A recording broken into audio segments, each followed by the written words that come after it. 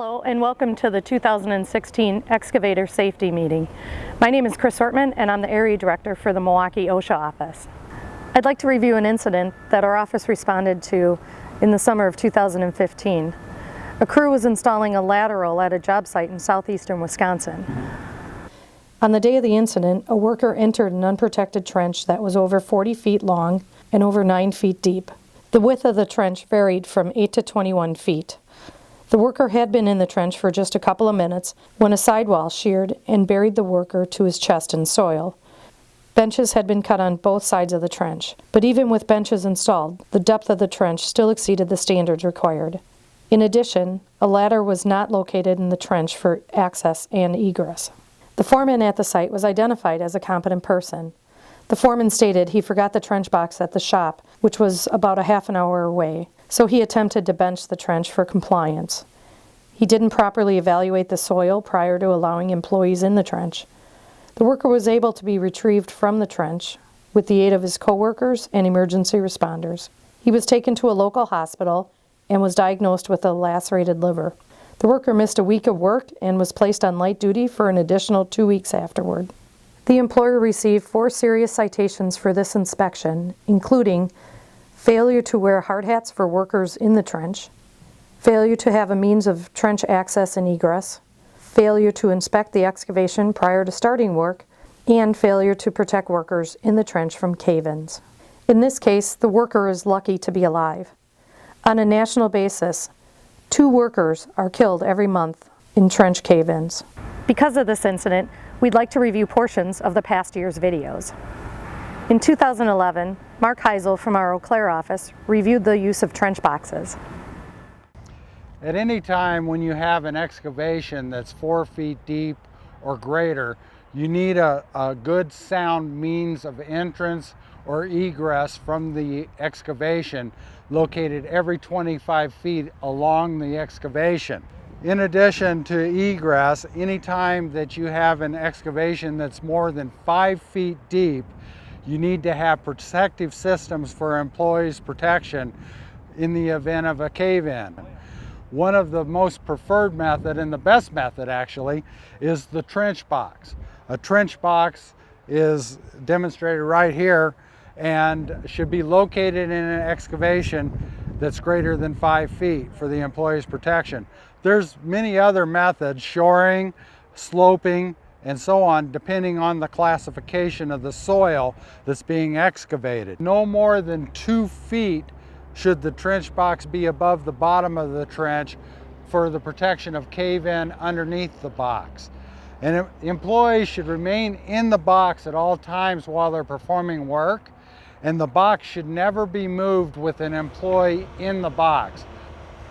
Also, I want to mention that any excavation that's greater than 20 feet deep, you need to have it certified by a professional engineer before any employee enters the excavation.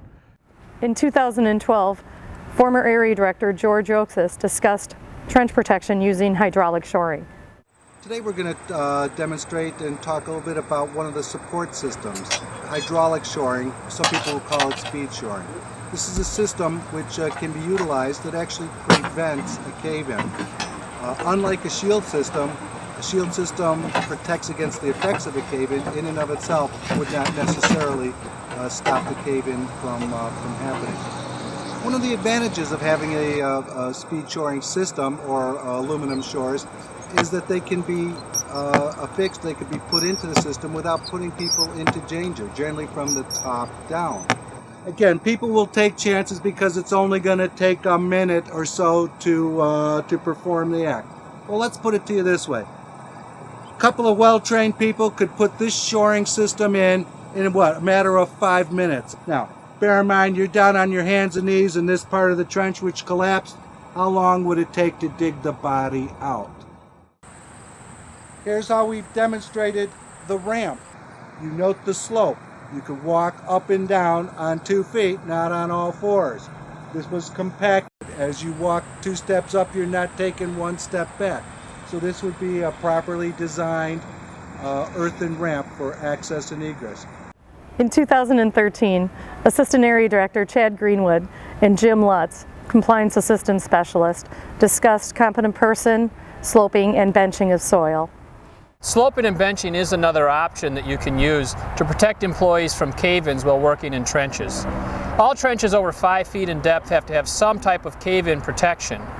Keep in mind though that even excavations that are less than 5 feet should have an examination by a competent person to determine that the trench is not in danger of caving in. A competent person is one who has both knowledge and authority on the job site. Now that knowledge is going to be obtained by their training, by their experience, maybe some education, but it's important that that competent person is knowledgeable about the protective systems that you're using on the site. For example, if you're going to be sloping and benching, that person needs to know how to do a soil classification and apply the appropriate slope. But another important aspect that people sometimes forget about is the actual authority. Typically the employer or somebody has to designate that individual to be competent to have the authority over the work site so they can make those decisions and stop work if they need to make the appropriate corrective actions. Once you choose that you're going to use sloping and benching as your method of cave-in protection while working in a trench, a competent person is going to do a soil analysis to determine whether or not they have stable rock, a type A soil, a type B soil, or even a type C soil.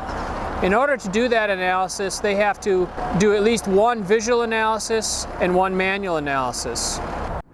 For trenches that are less than 20 feet deep, based on that soil analysis you've done, you can assign the appropriate slopes. Now if you have a type A soil, your slope should be at least 3/4 to 1. For type B soils, you're going to have a 1-to-1 slope, and for type C soils, you're going to have a 1.5 to 1 slope. An important thing to remember when determining your appropriate slope is if you're going to measure your slope, you need to start measuring from the bottom edge of that excavation or that trench wall and measure up.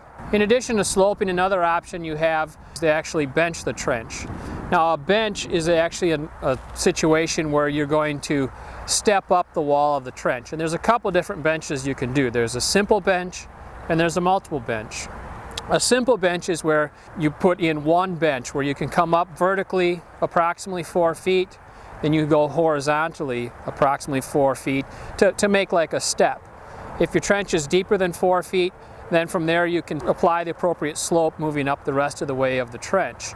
Another option you have is the multiple bench, where you would do the same thing, except that when you make that first horizontal step of 4 feet, now you're going to start benching up, but you got to make sure that you keep those benches behind that slope line. So if you've got that type B soil, you are still maintaining that slope, it's just that you're putting steps in. One key point to remember is that benching is something that's not allowed in type C soils. So for example, this trench we have here today, we've analyzed the soil as a type C, and we would not be able to bench in this type of soil. Also, keep in mind that it's very common to have multiple layers of soil in a trench. When that happens, you need to classify each layer individually and slope it to its weakest layer. For more information regarding soil analysis, please visit OSHA.gov. This past year, OSHA published a new confined space standard which is now in effect for the construction industry. The new subpart replaces OSHA's old training requirement for confined space work with a comprehensive standard that includes a permit program designed to protect employees from exposure to many hazards associated with work in confined spaces. The final rule affects establishments in several sectors of the construction industry, including work involving buildings, highways, bridges, tunnels, utility lines, and other types of projects. Confined spaces can present conditions that are immediately dangerous to workers if not properly identified, evaluated, tested, and controlled. Any space on a construction site that meets the following 3 criteria is considered a confined space: is large enough for a worker to enter, has limited means of entry and exit, and is not designated for continuous occupancy.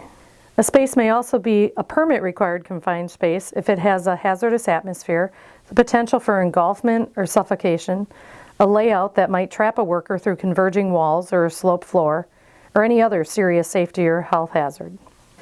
The new confined spaces standard requires employers to ensure that their workers know about the existence, location, and dangers posed by each permit-required confined space, and that they may not enter such spaces without authorization. Employers must train workers involved in permit-required confined space operations so that they can perform their duties safely and understand the hazards in permit spaces and the methods used to isolate, control, or protect workers from these hazards. Workers not authorized to perform entry rescues must be trained on the dangers of attempting such rescues. The new confined space standard includes several requirements for safe entry. Before workers can enter a confined space, employers must provide pre-entry planning. This includes having a competent person evaluate the worksite for the presence of confined spaces, permit entry spaces, ensuring that the air in a confined space is tested, and provide all necessary equipment and procedures. OSHA has developed a number of fact sheets and quick cards, a listing of frequently asked questions, and a small entity compliance guide, which contains a sample permit entry program and sample permits to assist employers. These materials can be downloaded directly from OSHA's website. I'd like to thank Diggers Hotline and KS Energy Services for making this video possible. I'm Chris Sortman, and have a safe year.